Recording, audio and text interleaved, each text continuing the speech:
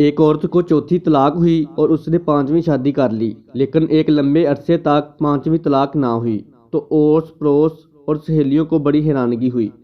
उन्होंने वजह जानने की कोशिश में खतून से सवाल किया, बहन क्या वजह बनी कि आपको 4 तलाक़ें तो जल्दी जल्दी हो गईं, लेकिन अब पांचवी बार आपने एक लंबा अरसा गुजर गया कोई तलाक नहीं ली।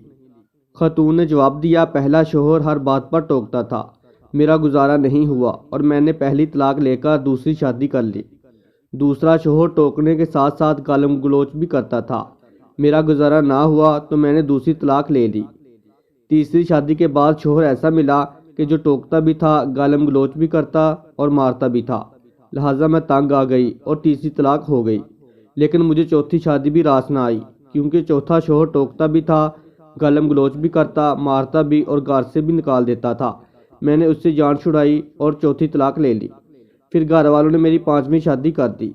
अब ये टोकता भी है, गालम गलोच भी करता है, मारता भी है और कभी कभी गुस्से में घर से निकाल भी देता है और खाने को भी नहीं देता, लेकिन मैं इससे राज़ी हूँ और तलाक नहीं लूँगी। सब हैरान परेशान और दांतों में उंगलियां दबाकर रह गए और एक साथ सबके मुंह से निकला, आप क्यों तलाक नहीं लोगी?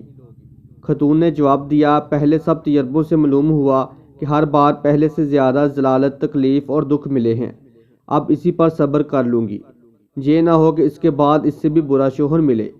अक्ल वालों के लिए इसमें निशानियाँ हैं। इस तरह की मज़ीद मोरल, सबक मोज़ और उर्दू कहानियों के लिए हमारे चैनल को सब्सक्राइब, वीडियो को लाइक और शेयर करें। शुक्रिया।